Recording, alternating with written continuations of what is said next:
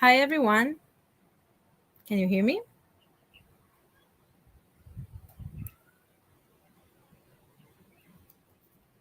Perfect.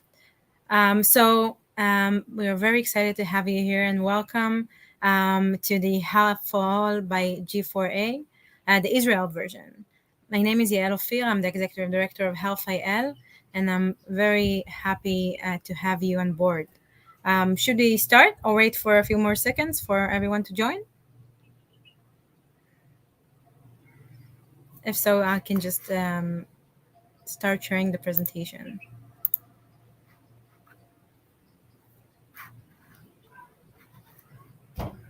Okay, so we're on. So collaboration is multiplication. I think that most of us can relate to this statement in many ways, but sometimes it's, at least we found it extremely hard to find the right collaboration that will benefit all sides, will tip on the motivation of all sides, and will be something that is really long term and meaningful. And that's exactly why we're here and discuss how we can promote collaboration and the interesting types of collaboration in healthcare. How do we do it in Israel, and how we also connected to worldwide actions. And in this session, we really and hope that you can benefit on these three main points. First of all, is to explore Israel collaboration landscape, and today, we will hear different examples of collaboration types, and we'll try to deep dive into how it works and get into the details, the interesting ones. Then we can really gain insight on partnership methods, and not only listen and explore other collaborations, but actually challenge your own collaboration portfolio. So I really encourage you to actively think of how it really relates to you, and how we can all, with the panelists, also collaborate.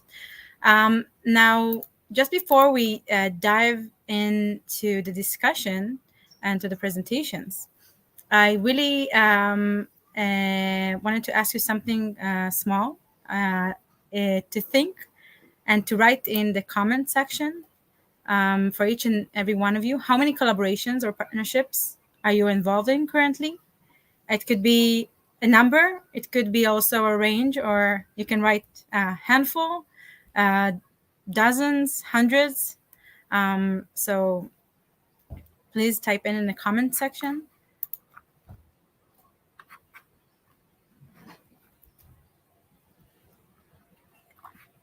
And I'm just going to wait until I see comments. So no one can really be left behind. So come on. I can say that we are in Health IL have over 20 different collaborations that are now currently in active or near to active. Okay, so while I wait for you to do that, I wanted to present our first speaker, Neta Gruber Perry, and then she will showcase the Israel Innovation Authority. I'd like her to introduce herself, and then we can deep dive with all the panelists as well.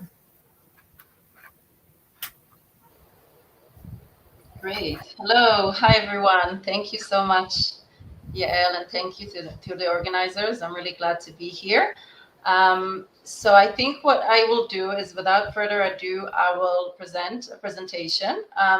So bear with me while I present the Israel Innovation Authority, because I actually think this connects very well to the kind of my way of thinking with doing collaborations.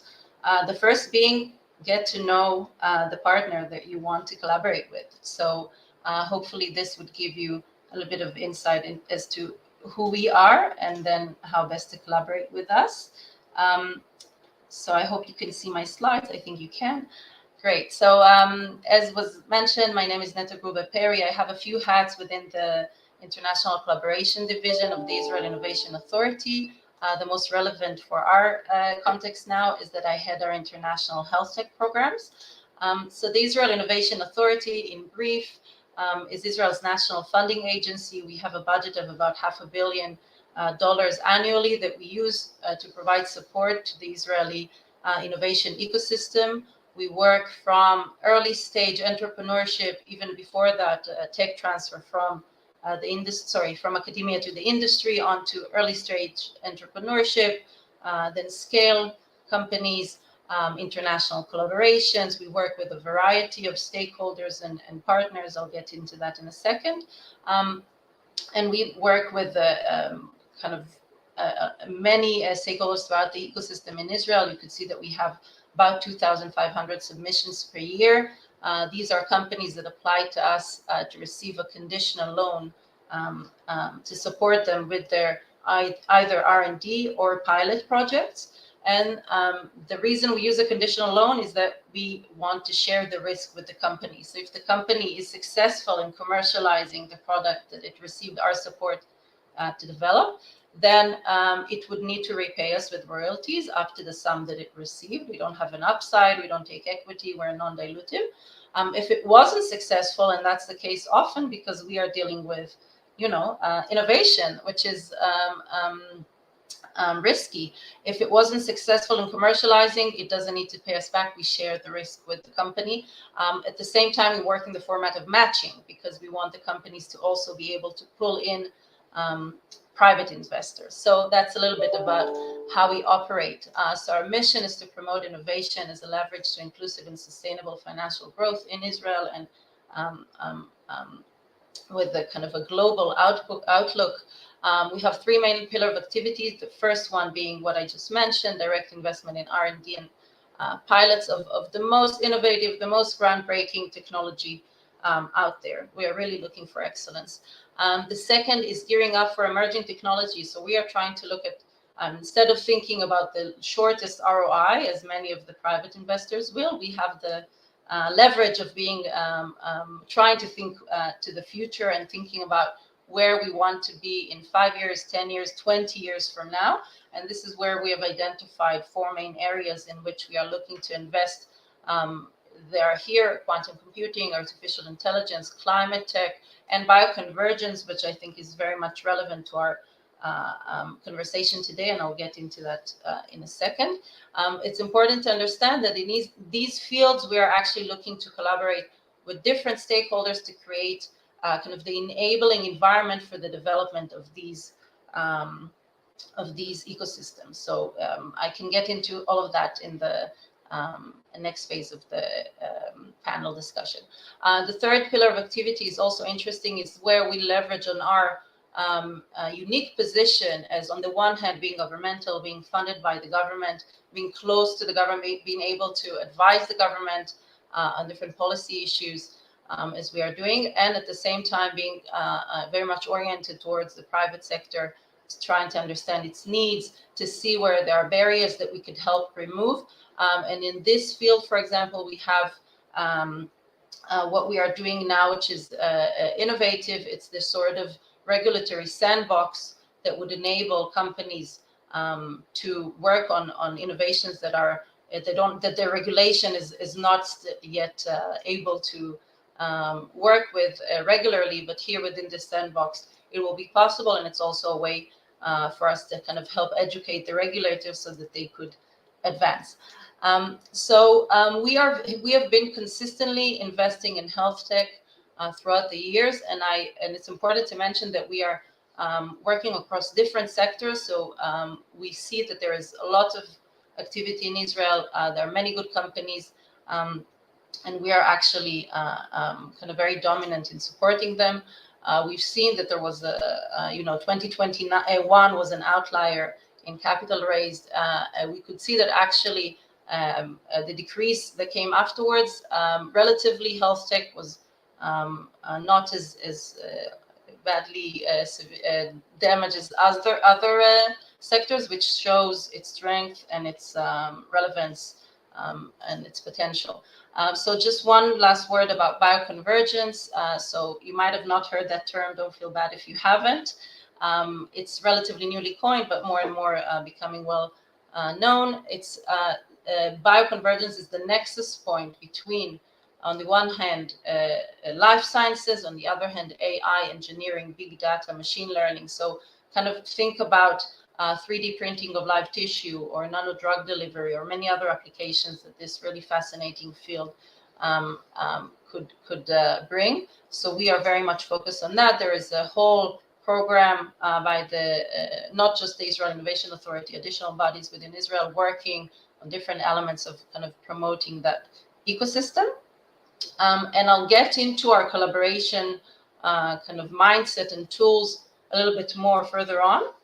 But just to give you kind of an overview so that you can know where to ask the questions from. So we are working with, as I said, a variety of stakeholders. When it comes to academia, we are working in Israel with academia and industry, providing funding for kind of more basic research that could then be translated into the industry in various applications.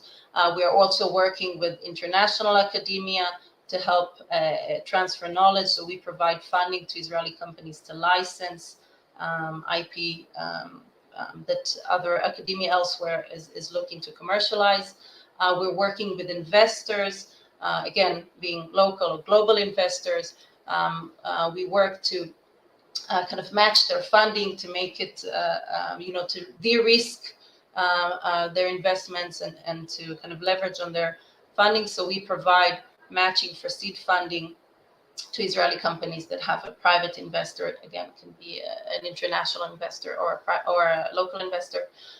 We work with multinationals in a variety of ways.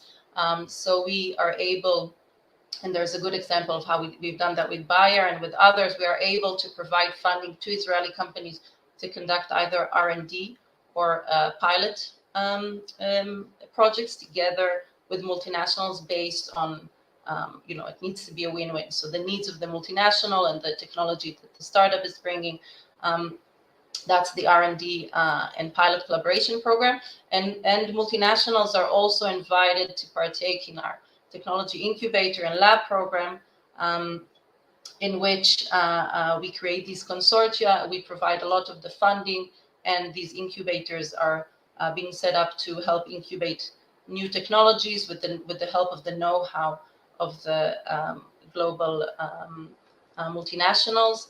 I mentioned our health data sandbox, this advanced regulation that we're doing. This is also a place where international stakeholders could come in. We're working with our equivalent funding agencies on joint R&D program. So there are many types and many forms of collaborations that we do. I think I'll stop here so that there's room for many other things that are going to be spoken about, but I'm happy to talk. I'm happy to think together about how, if and how we could collaborate, if I can connect you onwards and talk more about how we think about our collaboration opportunities. So I'll stop sharing now. Okay, thank you. Happy to take questions, or we can move on and take them later. So thank you, Neta. As we mentioned in the beginning, this is an open discussion, so feel free to write in the comments so we can adjust and really respond to that. If you have any questions to Neta right now, please write in the chat, and if not, we'll move to a short intro and start the panel discussion. So just a second.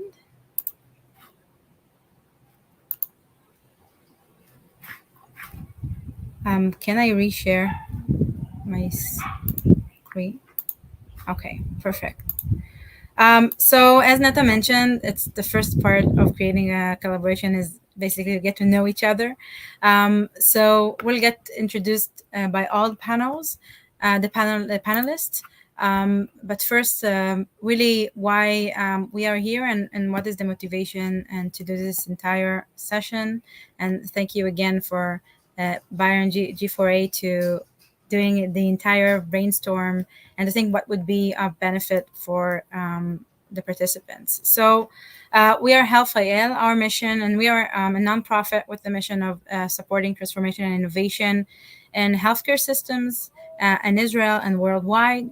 We work closely with health organizations, with the government, with the industry, startups, and we really want to create a way that we can all benefit both as citizens and as different players of the ecosystem in healthcare.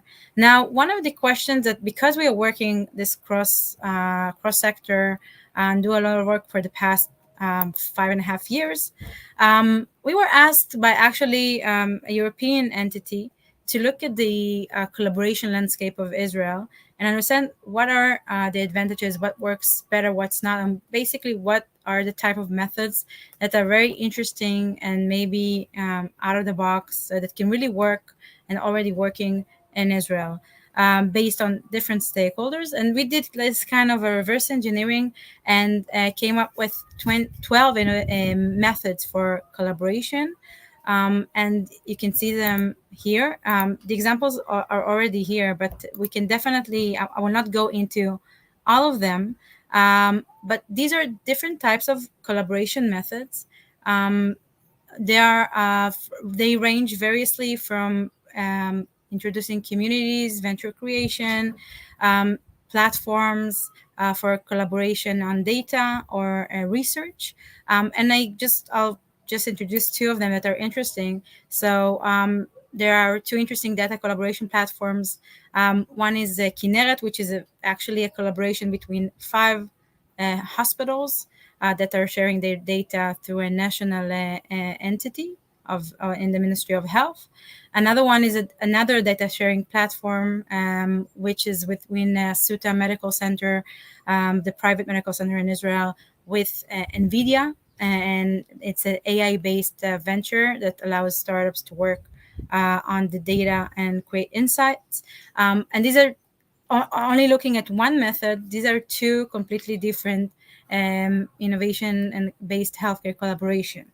The other interesting one is actually a policy mission driven program named Sphere, which is actually a very interesting collaboration with the aim to improve the diabetes scheme in the periphery, specifically on the north of Israel, having different stakeholders, including academia, municipalities, health organizations, and other players. And they really want to change it across the board and not specifically in one either technology or one KPI. This is another very interesting one. And essentially, when we look at any collaboration, this is how we will open the panel discussion. And for us, and a very effective collaboration is to look internally to the organization, to the benefits, and what really the advantage of the organization, but also to look at the mutual value contribution and resources. And this is like the first part of understanding how to create the relevant collaboration for you. We are also basically based on these kind of reverse engineering and methods. We work on a methodology that we can every organization can analyze their own collaboration ID and define their motivation goals and resources, and then can collaborate and create the relevant collaboration with other stakeholders. So here I give you your active listening task, where we really encourage you to challenge your own collaboration portfolio. The first one is and this aim not just to be and really not for us only to talk, but for you also to gain insights. And again, we're also open for collaboration ourselves. So the first part is to think is what is the most and least successful collaboration you have or had. And then to think of the key success factors and features that really benefited in this kind of collaboration and how it really relates to what the panel is deciding to highlight. And also another bonus question is if this collaboration is local, how can we scale it globally and how can you scale it globally? And this is something, again, that we're going to discuss in the panel. Without further ado, we'll start with an introduction. I'm inviting Roy to introduce himself, but also to introduce an interesting collaboration that he created. Great. Thank you, Yael. Great to be here and take part in the panel. So my name is Roy Wiesner. I'm Managing Director at the Moon Fund. If you can upload my slide. Let's upload it just to present it. Great, thank you. So I'll just use the next few minutes to present in short words what Moon is, and then tell you about our collaboration with Roche Diagnostics in a program called Starfinder. So Emun, we are the largest health tech VC fund in Israel. We mentioned today about $1.3 billion. We're headquartered in Israel, but we invest globally. We also have an office in Boston. We invest across healthcare. We do drugs, device diagnostics, digital health, health IT. A big part of what we do, and this obviously relates to the collaboration, is that we have very strong and comprehensive access to innovation through our collaboration with tech transfer offices, but also with, of course, entrepreneurs, startups, strategics, payers, providers. And as we always lead deal or co-lead deals, we put a lot of emphasis on how we can help create value for our portfolio, mainly around three areas, which is helping them to recruit the talent, helping open the doors for them, and helping them with their storytelling. We invest almost across all stages. We have three separate investment vehicles: Velocity, early stage, which is my personal focus, a growth fund, and a public equity fund. And we also have a large team of over 50 team members that come from different backgrounds, ranging from scientific PhDs to physicians, tech, finance, legal, etc. Myself, I come from a M&A private equity background as a lawyer for about a decade, and then I switched to the investment side where I ran a tech incubator, and then joined the Moon about 5.5 years ago when we first started.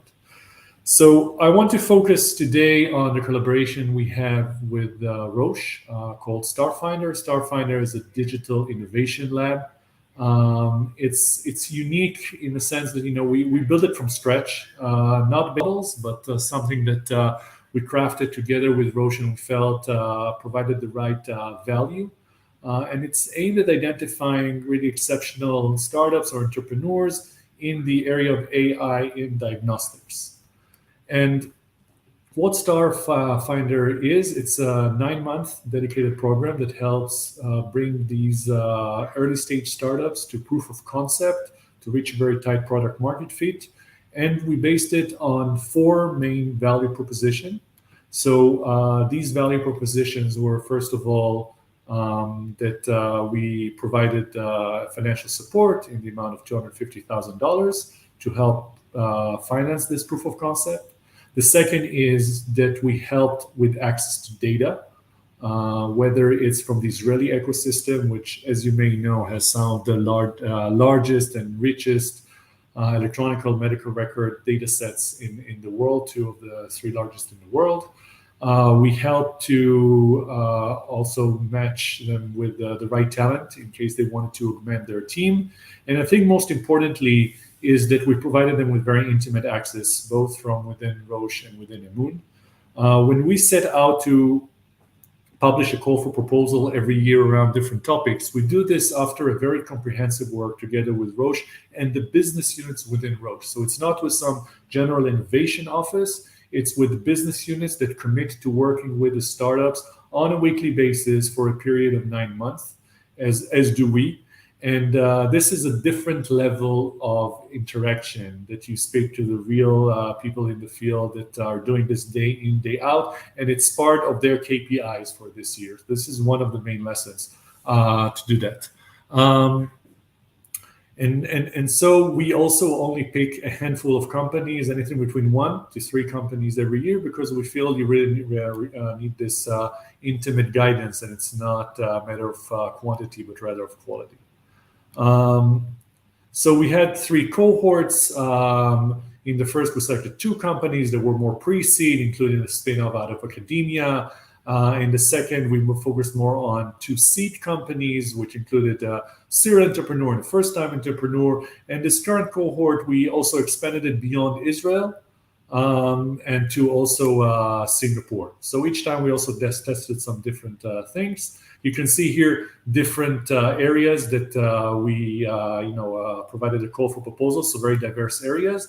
And if I focus here on sort of what we give versus what we get, we provide this collaboration provides Roche with the ability to tap into the innovation here in Israel at the very early stage, something that's typically difficult for large strategics to do. It's a lot of hands-on involvement, so you learn a lot from that. For us as a VC fund, we also learn about the needs of a major strategics, and it helps, of course, build the brand awareness for ourselves and also for Roche. And for the startups, it's all the other elements that I've already mentioned. So, if I sum it up, because I want to be cognizant of time, the value to strategic, it's access to the global innovation with emphasis on Israel and leveraging the ecosystem here, both in terms of the entrepreneurs and the data sets and the skills here, and to find interesting collaborations with the portfolio companies of the program. It has already been the case that companies coming out of the program are continuing to collaborate with Roche. On the side of Emun, we get an access to the strategic Roche, their expertise and support in due diligence. Also beyond this specific program, we get a lot of insight. We get collaborations also to our portfolio and potential exit opportunities. So I think we've been able to really craft here a win-win collaboration that benefits everyone, including the graduates of the program. Thanks.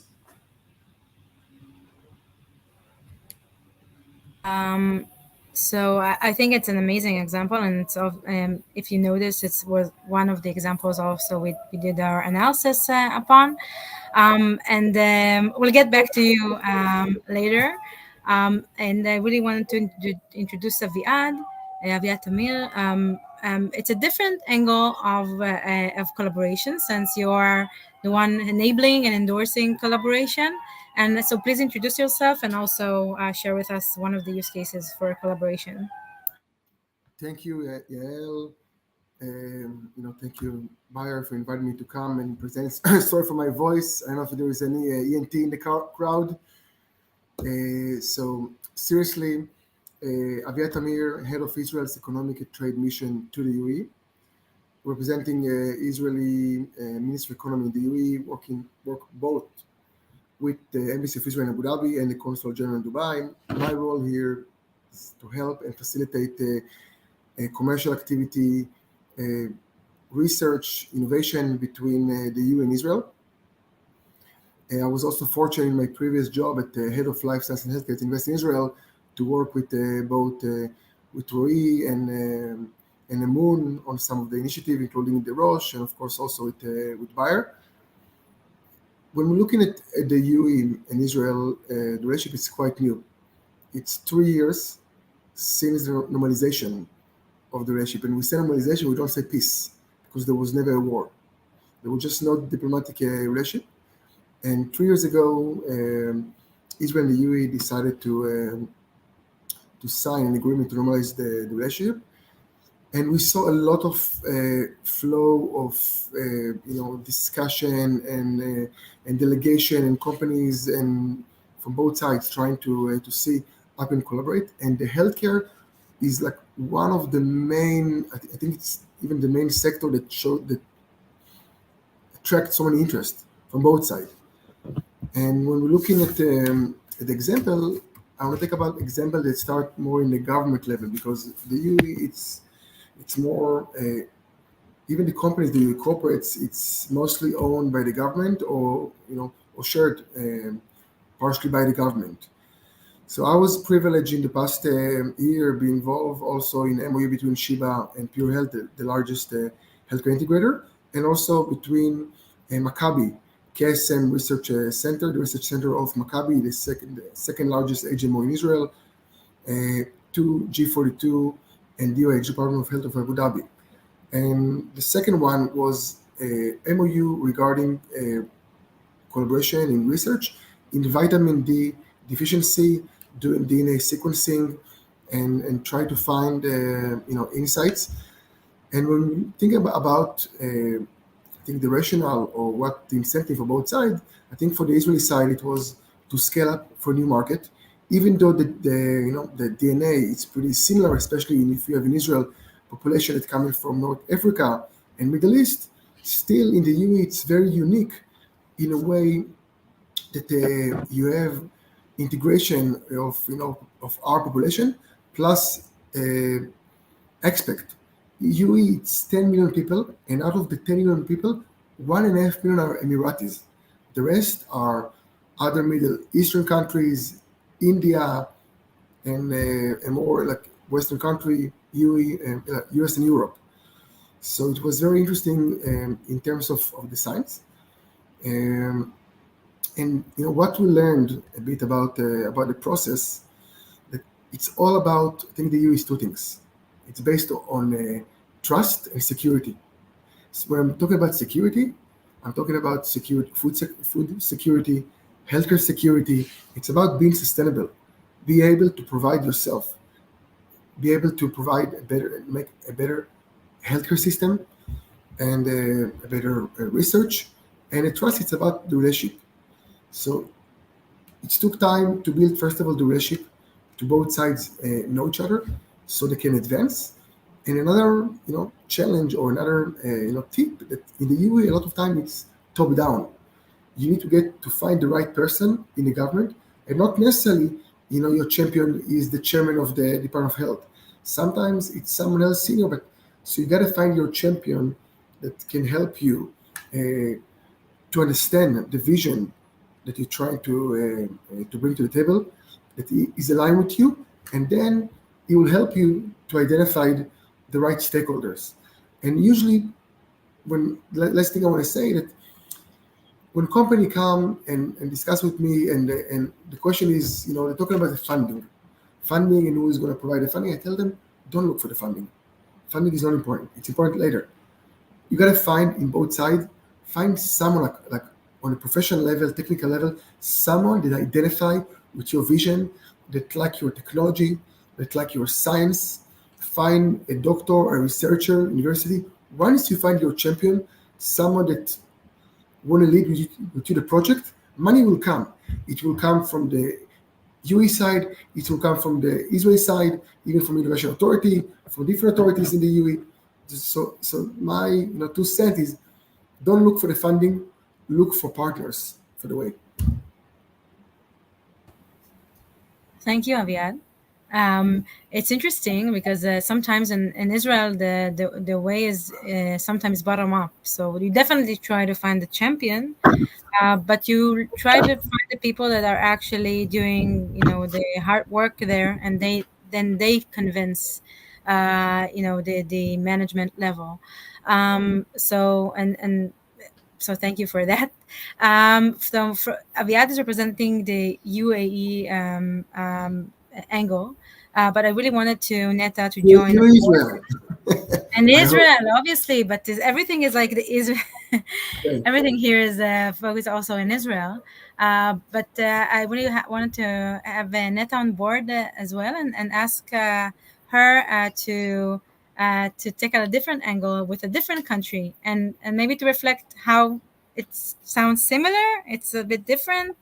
What would you say? Yeah.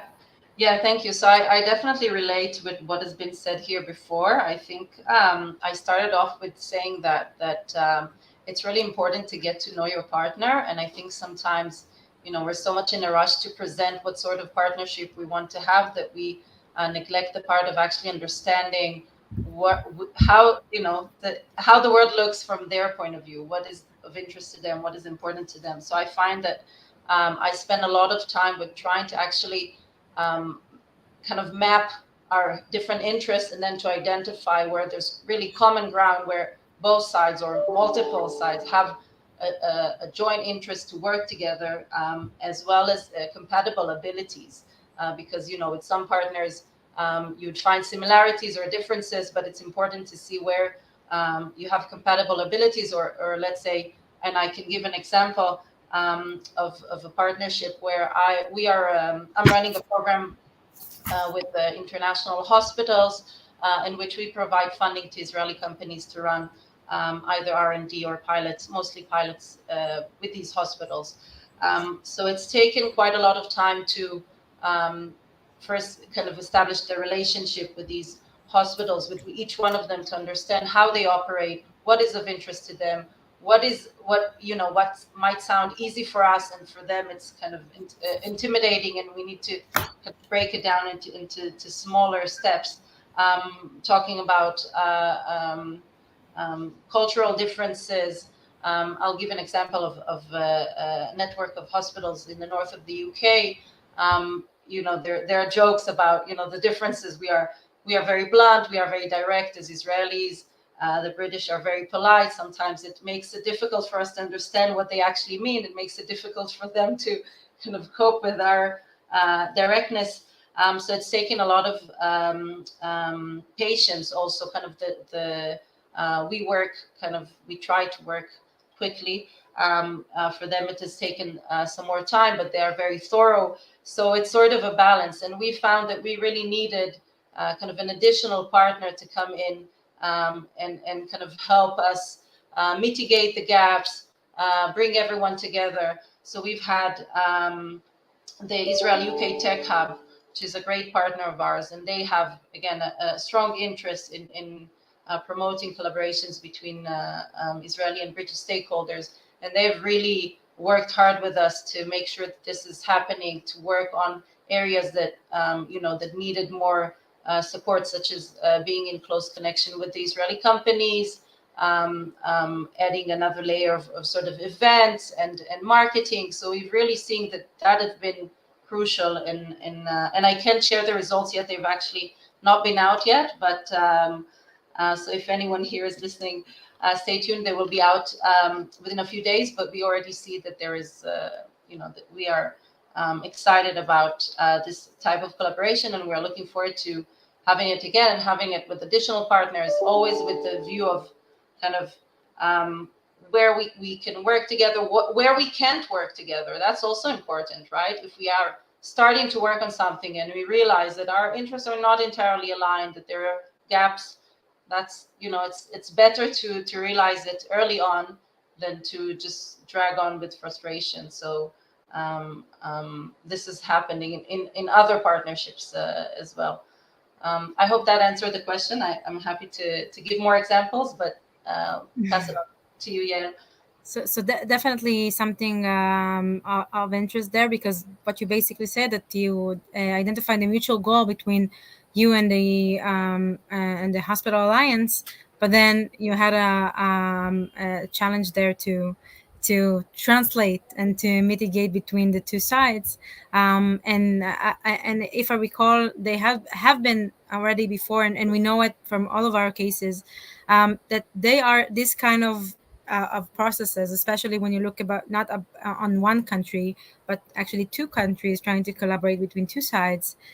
You really need an enabler that help to connect the dots there and to push aside. And we actually got it for some time, that what the key component of a good collaboration is actually to create all the meetings in advance, and make it work. So you never miss that, and you do your homework, and really increase the chances of a successful collaboration in 50%.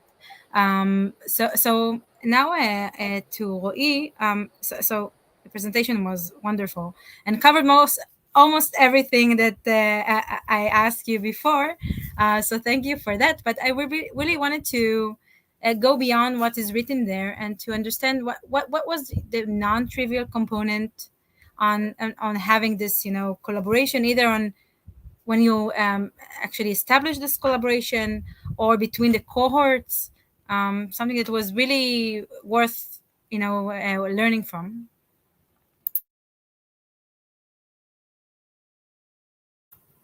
You're on mute, I guess. No, it's a collaboration between Roche, which has over 100,000 employees and a moon that has about 50. It's like orders of magnitude difference. So first of all, it was about how do we set up a mechanism that involves all the relevant stakeholders. And to that end, we build sort of layers of, there is an operations layer, there is a steering committee, there are sort of three different, there's the clinical challenge units, to make sure that we have stakeholders from within each layer of the organization to really help drive the process. Because at the end of the day, if you only have it coming, top heavy, then you're not getting the support and the right level of support and motivation by the people who are doing the work day in, day out, let's say in the business units. If it only comes from the bottom, you're losing the important also financial support that comes from the top. So it was about how to construct this and doing it in a way that is also time sensitive of people's efforts. And then I think also from the outset, we said we're going to run this for a number of years, realizing that this is, in a sense, a pilot that requires time in order to perfect and learn the lessons and implement this from one year to the next. And so in that sense, I think one should not enter collaboration thinking that you got it right from the first go and you cannot change it, but rather to be adaptive and understand that you learn lessons with time. And finally, maybe the third lesson is that you need to accommodate the needs of each partner. So it's not necessarily that you always have a 100% alignment, also when you review potential candidates for the program, and where are the spaces where you can accommodate the other side, or where you decide to disagree, but the other can still continue collaboration with a specific company. So these are all issues that needed to be resolved, and it was also took time. It wasn't a matter of meeting 2-3 times and starting a program. I think we worked with it for about a year before we even started the first cohort. Great, actually, great tips. I was actually curious, and I'm wondering also with people in the audience and the other panelists, how. So you said that the first tip is actually to bring stakeholders from across the organization and seniority level, etc. How do you maybe a few words on how do you operate all of that? Because then it seems like something that will take a long time and a lot of decision making. So maybe a few words about that. And also for the audience, do you also encounter this? We'll love your feedback on that. So, for us, first of all, it was a necessity given the size of Roche. But I think the trick is that you're not convening everyone all the time to take decisions. So you break it down into the different layers and you say, okay, this layer is responsible and has the authority to make certain decisions. And then you can do it in a much smaller groups. And that the group that is running it, day in, day out is a very small group of about 3-4 people. But then when you have the more strategic issues, then you bring it to a larger group that can maybe convene twice a year. So it's a matter of understanding when do you need, to get who involved and in what frequency and on what issues. Great, perfect. Neta, Avia, do you have also a non-trivial component of that worked for you? I don't know if it's trivial or non-trivial, but I think that, as Ray said, getting people involved and also from within the organization, but also, and I'll be very honest about this, I'm kind of stretched very thin working on many different collaborations simultaneously. And this is where I think kind of realizing how much capacity I have to invest in each collaboration project, and then to make sure that I bring in additional partners that kind of help, as I said, with complementary abilities to leverage on that, because otherwise I would be able to do maybe a third of what I'm currently doing. So I'm really relying on kind of various partners to come together. I create this sort of consortia, and of course, always with the look at are we in this together? Are we all interested in this? from our various reasons. And if we are, then we can work together and we do each. On the one hand, you need to manage relationships, and that's also kind of where you need it takes time and energy to manage that. But on the other hand, if you get a few partners involved, that could actually, I feel, lower the kind of amount of capacity needed to run collaborations. So that has really helped me with the way I navigate the different collaborations projects that I'm working on. And how do you just maybe follow up for a second? How do you when you bring this kind of a partner on board, how do you concretize the collaboration? How do you make sure that this one will really catalyze what you're trying to do, and not be another another partner that will be happy to be on the on the banner, but then is less of doing? First of all, trial and error. you learn as we go. But also, I think, as long as it's defined, I don't mind having someone. For example, I don't mind having, there are amazing communities. Health IL is one of them. You have, great capacity. You can't fund. We are a funding agency, but you have access. So, I don't expect you to fund, but you have access to very interesting startups that could be interested in our opportunity. So I'm happy for you to have your logo on what we're doing, so that you can add. So as long as it's defined and I know what sort of value you're going to bring and what I can give you in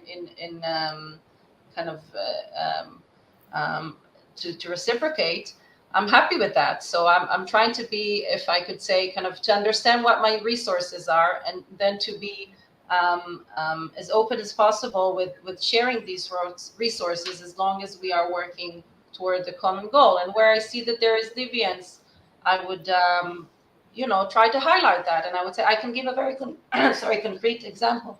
The same as I'll get back to the collaboration with the UK hospitals.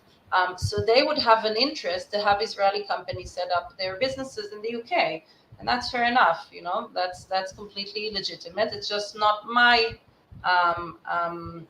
goal as the Israel Innovation Authority. I don't mind that the startups expand, but I don't want them to actually move. Okay. And I think as long as we are clear about that, and I tell them, listen, this is what I care for, and this is what you care for. So let's make sure that we don't get into where I feel uncomfortable or you feel uncomfortable. And as long as we are focusing on that common ground that we are all comfortable with, then we're happy. And where we see that there is deviance from that, then I would be very frank and I would say, sorry, I don't feel comfortable with, putting adding that paragraph to the call for proposals.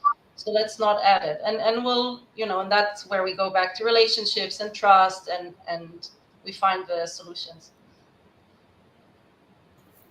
Definitely more than an hour of talk to work on all that. Aviad? Yes, so we talked before, and then let us continue with the relationship and trust. Another, I think, important things when I'm working and looking at the organization, I'm trying to understand what is the motivation. What is the motivation and incentives of the organization and the person in front of me? It's coming even, when I'm meeting with a person, I'm asking, what is your KPI for success? Like at the end, it's about bringing new technology. It's about, if it's the strategy of the organization making better healthcare system, but even the KPI, you need to bring 5 investments this year. You need to bring 6 companies to the region. And when we're looking, at the macro level, I think always, my tip for the audience is, sometimes it's look at the policy papers of the, or the strategy of the organization, of the country. Even sometimes you see the CEO talking at a conference, and it tells you what you're looking for. And if you really listen good, sometimes you know what you can offer and maybe what can you relate. So when we look at the UE, there is 2 main things. One, it's advance their healthcare system, make their healthcare system better. And when you look at it's coming to the vision.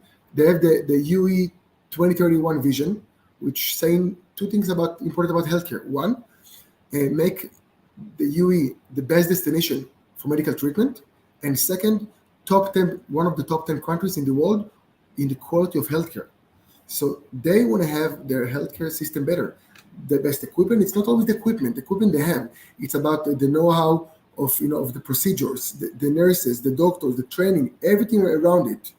So this is where Israel can relate and help, and or collaborate more, because we help each other. And the second thing is it's building an ecosystem. They want to build ecosystem. The UE, one of their main agenda is to diversify the economy. No longer economy based on gold and oil, economy that's based on knowledge. So they want to do an ecosystem of of research, innovation. Bring like top big pharma doing medical research. And one last thing I want to say, showing their mindset. The UE was built on oil, and in 2015, Mohammed bin Zayed, His Highness, he was the Crown Prince of Abu Dhabi. Today he's the president of the UAE. He was in the government summit in Dubai, and he said, in 50 years from now, when the last barrel of oil it will be on the last ship that leave our port, are we going to be sad? And then he answered, if we'll invest in the right sector, we will celebrate it. So he's basically saying, I'm dreaming about a moment 50 years from now that the black gold that gave me all the fortune, I will not need anymore, because I will be based on knowledge, on innovation, on science, and I will be self-sufficient. So you say motivation to do your homework, to understand how it aligns with the new trends of a country, a specific organization. I think it definitely relevant for working within a country, but also from between different countries. I think that the additional layer might be also the culture, but as far as we also see cultural differences within organizations, especially big ones. We see it between startups and health organizations. We see it between all the different stakeholders. So we definitely, I think, should continue to try to reflect the different motivations and find something that would, be of mutual value of all the collaborators. So now we are at the Q&A part. So feel free to chat, to write in the different questions that you have. I see already a question for Neta. There may be two because there was one previous. But are there any opportunities available for foreign countries interested in entering the Israeli market? Sure. So that's, I think, not even just a question for me, because Aviad and many of the Israeli economic attaches are working across different geographies, are working closely with us on that. So the short answer is yes, there are opportunities. The longer answer would be, it depends who the company is and what you're looking for. So if you're looking to collaborate with Israeli companies, if you're looking to invest, if you're looking to set up your offices or R&D centers here, it really depends on the size of the company. I would say that for larger companies, so we work directly with multinationals, so with those huge, big multinationals in different sectors. We work with them directly. And with the smaller companies, what we usually do is that we have collaborations with our equivalent funding agencies. And then we do sort of promotion events, and we have joint R&D calls to enable collaborations between the Israeli companies and those other companies from other geographies. So it depends on the context. I'll put my email here, or my LinkedIn. It's a good idea, and you feel free to reach out, and I'm happy to try and help. And I can add to that if we talk specifically on working with health organizations, we are working with a lot of different health organizations. We understand that the challenges of health organizations are much bigger than the number of startup and tech companies in Israel, even though it's 1,000. It's a remarkable number. So they are still looking for different solutions for their challenges. It could be across the board. So definitely there are a lot of opportunities there. any other questions? Let's see. Before we wrap up, I just wanted to say that first of all, we'll try to send all of our contact details. So make sure that if you have any further questions, please feel free to reach out. And before we conclude, I would really wanted to maybe take one tip from each and every one of you on how either they can scale up their collaboration or what they should consider when they're working on the next collaboration.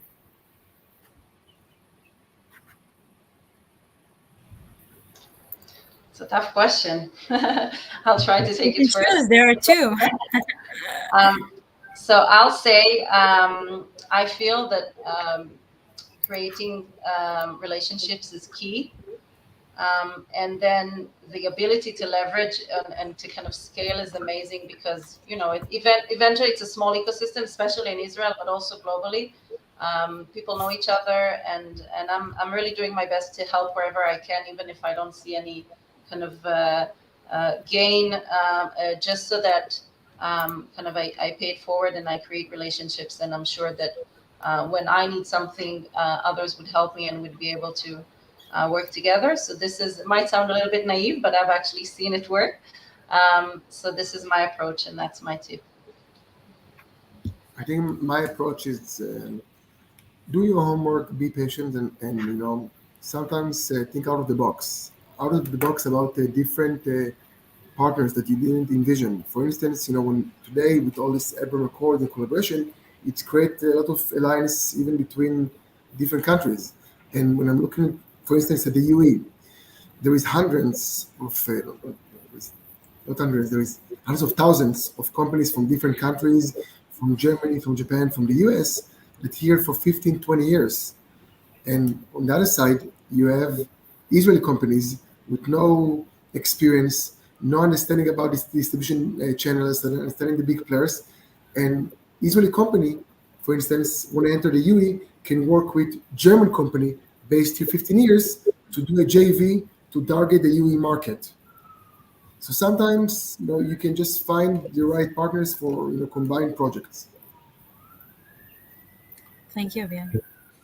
I would say that it's a marathon. It's not a sprint. So you need to invest the time in building the relationship and thinking it through, in creating the entire mechanism. So people should come in realizing that and not looking for quick wins. And then, it's the other stuff that was mentioned here by my other esteemed panelist, right, which is about understanding what the other side needs are, and maybe starting from that, because it creates a different type of conversation than coming and saying, what's in it for me. It's rather what's in it for you. So I think this is equally important. Thank you, Roy. And maybe my tip here, it's very specific, maybe operational one, but make sure that you write in your list of expectation from each other and reflect the process. It sounds trivial, but most of the time people do not invest enough of it, and then it really creates frustration. So to avoid that and really to start on the right foot. So thank you, everyone. You can see our contact details, and feel free to reach out to all of the panelists and to myself. I wish you a happy afternoon, and enjoy the rest of the day. Thank you. Thank you so much, everyone. Thank you. Bye-bye.